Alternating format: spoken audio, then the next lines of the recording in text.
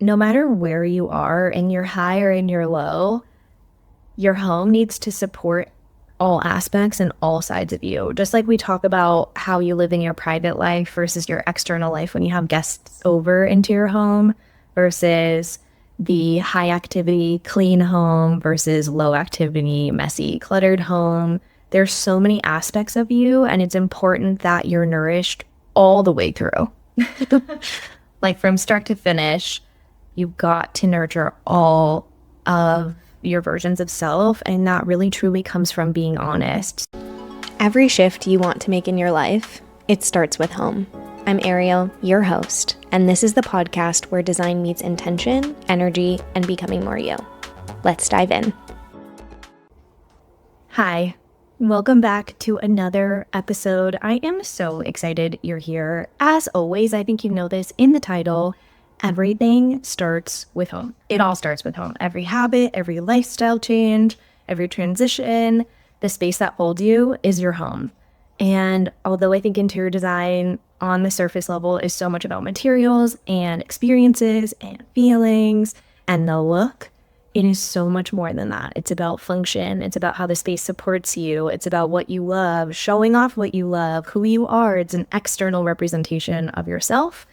And so that holds you through any transition in life. And so today I want to deep dive into burnout and how that space can support you during that lull or getting out of it or just at the beginning of it, what you do to support yourself in your home.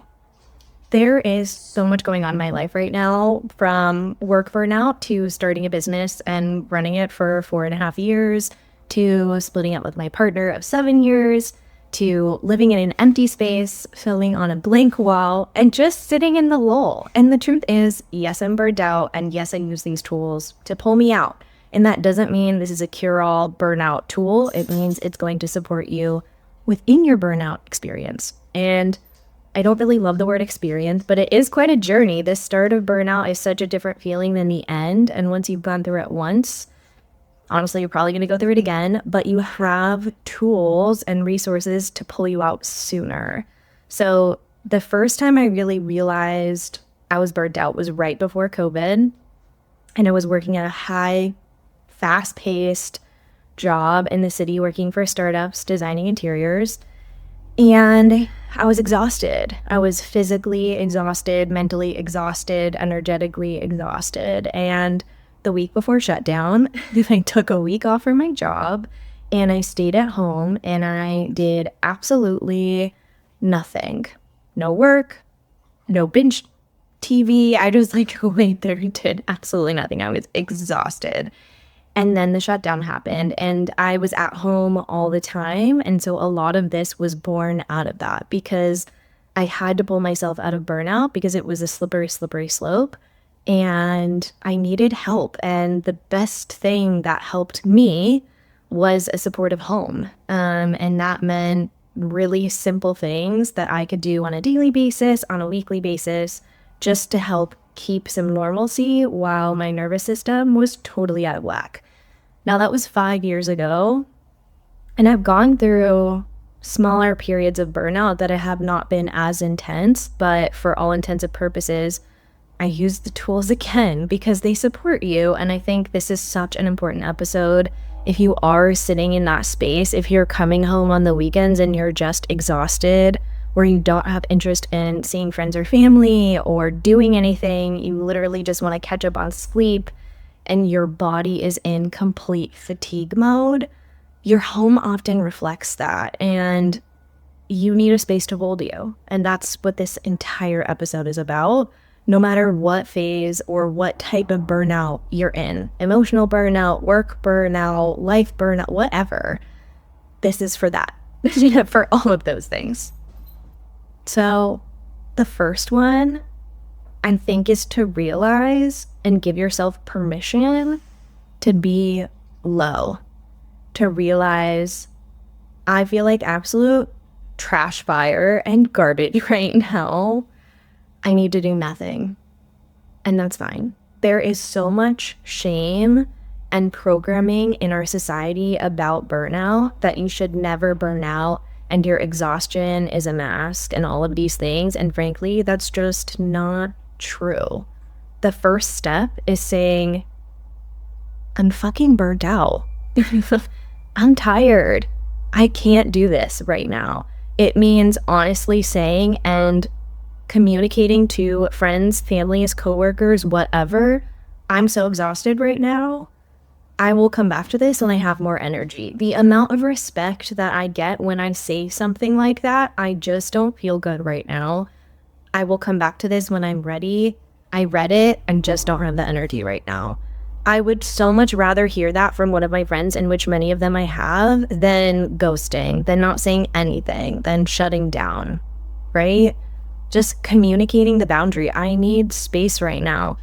And in that lull, sometimes, depending on who you are, it means curling up in bed and doing absolutely nothing. It means binge watching Netflix. It means, for some people who are more active, going for a 5-hour walk. Whatever the lull is for you, that's fine.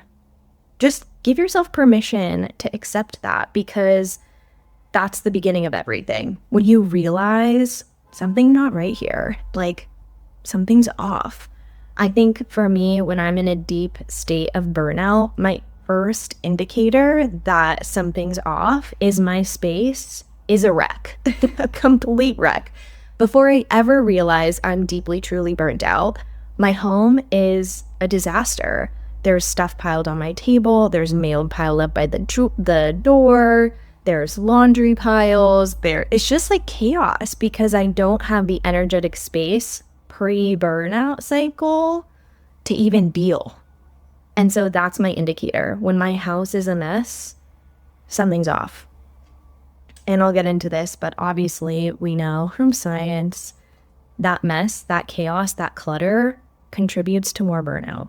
And so there are things you can easily do to get out of that, and things that I have done. But the first thing, without shame, without judgment, is being honest. I'm burned out. Even if you're not doing anything. Did you just recognize what I said? You can be burnt out even if you aren't doing anything. Like if you aren't being productive, or you've had a lull in work, or you're sitting there and you're bored out of your mind, you can still be burnt out. It doesn't mean you have to come off this high railroad off productivity, but you need to allow yourself to give that time to sit and do nothing in your space. The numbing, the whatever you need to do to realize you're there, and then come out of it. So that's what you need to do. That's the thing that saved me. Okay, this is where you need to begin to adjust your nervous system. The recognition that you're in the lull, whatever that is for you, when you know, believe me, is to adjust some of the habits and some of the things that are around you to stop adding to the pile of burnout. I think when I get really exhausted, the pile of laundry is the last thing I want to worry about. It seems so overwhelming to do it and deal with it and fold it and all the steps.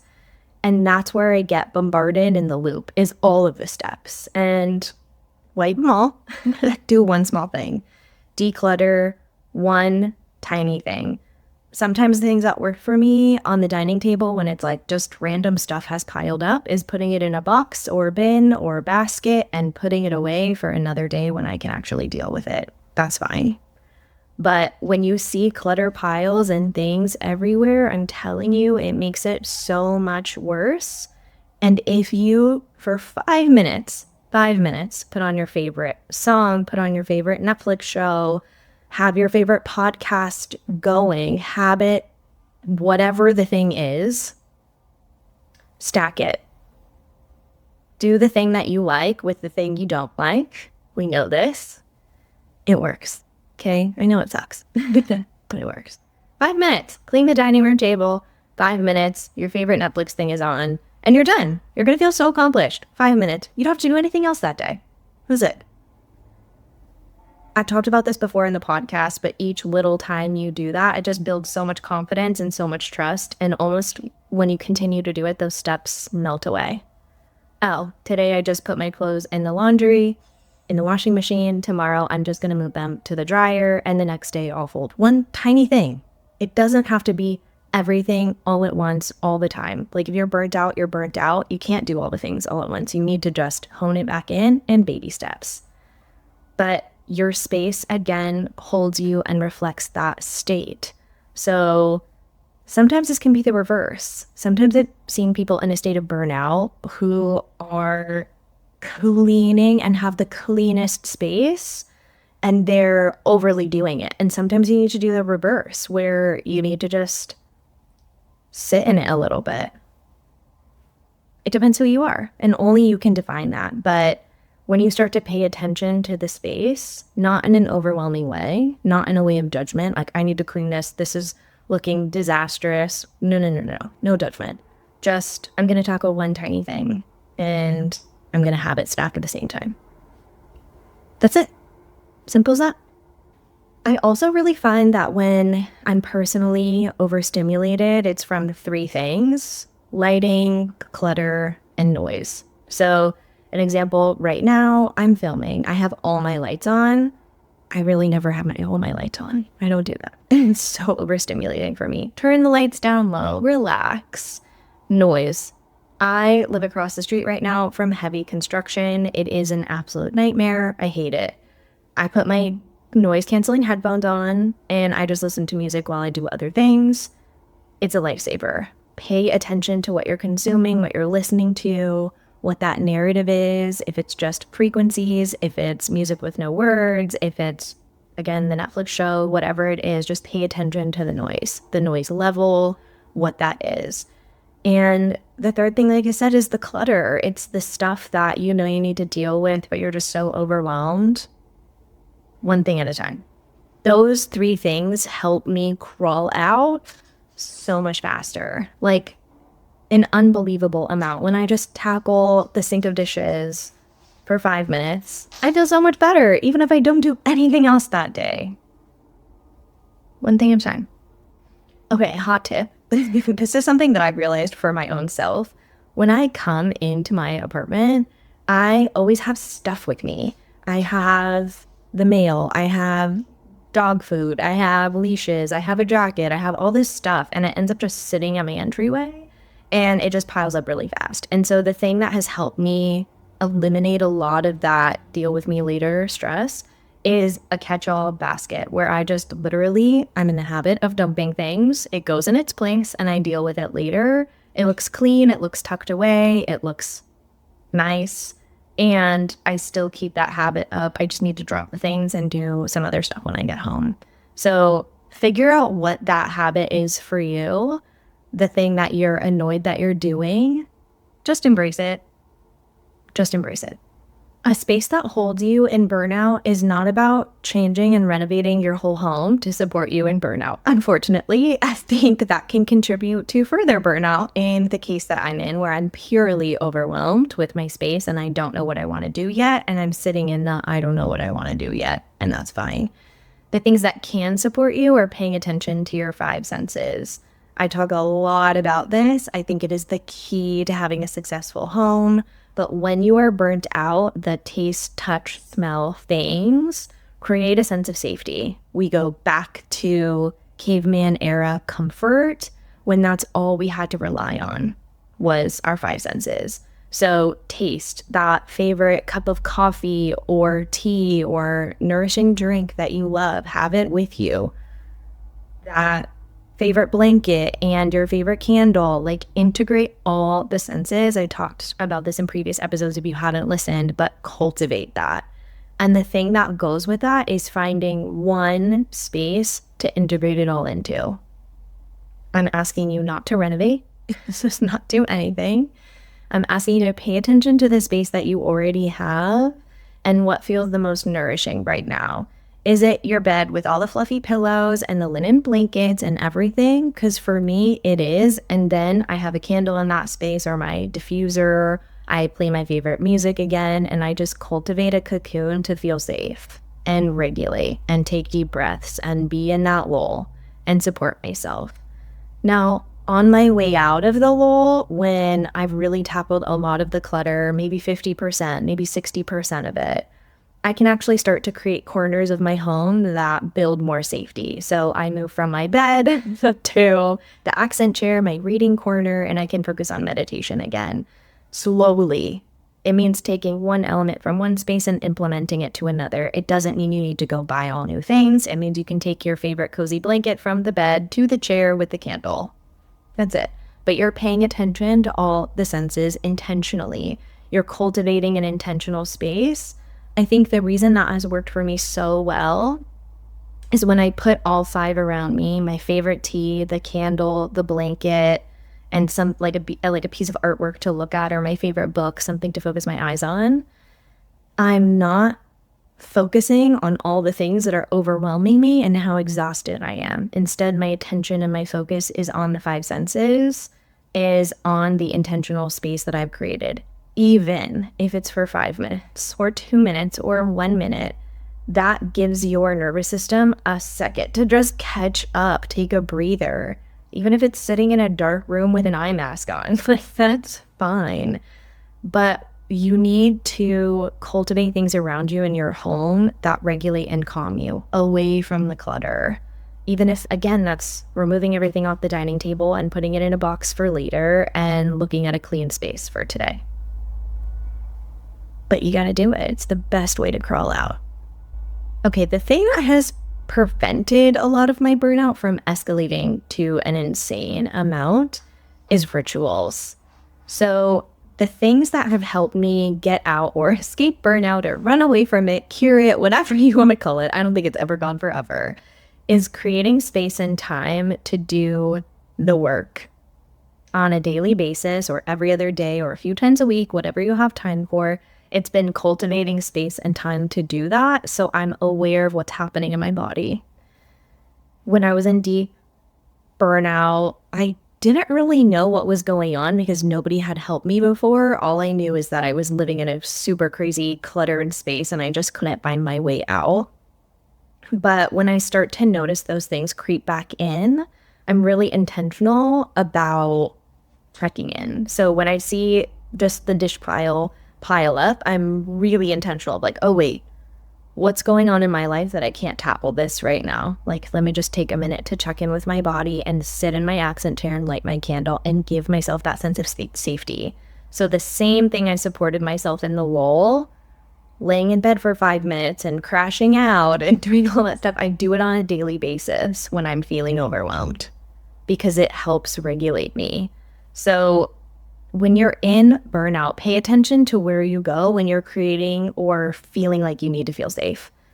Almost sometimes I feel like we revert back to childhood habits in that way, like hiding in our room, or some of us end up being super active and wanting to play sports. Like, it just depends on who you are in the landscape of how you've grown up. But if you can implement some of those, the comfort food, the favorite tea, like anything that integrates into your senses and actually be really intentional and pay attention to it, you're able to tackle those things so they don't contribute as much to the burnout. Because I think there is burnout from work and life and you're just so exhausted, so you can't tackle all the other things. But I also feel like it can go the reverse. When the space is so overwhelming and so messy and you just can't get out of it, it can also contribute to those thoughts of, oh my God, my work is crazy, I'm so exhausted. It goes both ways. You have to come home to yourself in a safe, nurturing space. Always. So pay attention to the things that irritate you in a non-burnt out space and time. So if you are going through this and you're just so overwhelmed, this part of the episode is not really for you. If you've been through a burnout episode before or are coming out of one or maybe are very far from one, I think this part is great for you. Pay attention to how you acted and what you did and what made you feel safe and integrate those things into a daily manner. That's the best tip. It will help you tackle all the other things. I think when we're coming out of burnout, sometimes we want to fix the whole space up and renovate really quickly and kind of escape what happened to us. Like, forget it happened. I don't want to remember that. It's a dark, bad shadow side of me. And that's just not going to work Because I think when you design like that, when you're running away from that version of yourself, you're not going to create a space that supports you when you're in that version of yourself. So comfort and safety are number one. And I'm only speaking this because I'm going through it right now, where all I want is safety and cocooning energy. But I don't want that all the time. But I need it on a daily basis to help me not get that far. So that favorite reading corner, just that favorite thing you can look at, integrate into your five senses, understanding that you're in the lull and just be in the lull, and 5 minutes of doing something to get out of it. Declutter, clean a surface, fold a blanket, put your laundry in the washing machine and walk away, whatever it is, but just one thing. And when you're out of the burnout, pay attention to what you did that made you feel safe and integrate those things into your daily life. Journaling, meditating, yoga, reading a book, sitting by the window and drinking tea, whatever that thing is for you that really gave you something nourishing in your body, integrate that daily. It will help prevent the burnout. Feels good. I think the truth about burnout recovery is that it always falls on the individual to take care of themselves. And sometimes when you're in a deep state of this, that is the last thing you want to do, is take care of yourself. I think actually sometimes that's why we end up there, is because we aren't taking good care of ourselves. We're prioritizing everything and everyone above us. And so ask for help. Ask for help from your partner to help clean the apartment. Ask your friend to come over and have dinner with you, even if it's a mess. It's fine, but ask for help. Honestly, asking for help nowadays can also be, I've done this so many times, getting a laundry service to come pick up my laundry because I just can't deal with it and it comes back folded. That took a mental load off my brain. That can be asking for help depending on where you are and what you're doing. It doesn't have to be really complicated. But ask for help when you're in those states to crawl out of the mess, because it is a mess. But accept that you're there. It's fine. I guess the key takeaway from all of this is no matter where you are, in your high or in your low, your home needs to support all aspects and all sides of you. Just like we talk about how you live in your private life versus your external life when you have guests over into your home, versus the high activity, clean home versus low activity, messy, cluttered home. There's so many aspects of you, and it's important that you're nourished all the way through. Like from start to finish, you've got to nurture all of your versions of self, and that really truly comes from being honest. So wherever you are in the process, just start making notes about who you are and what you need from your home.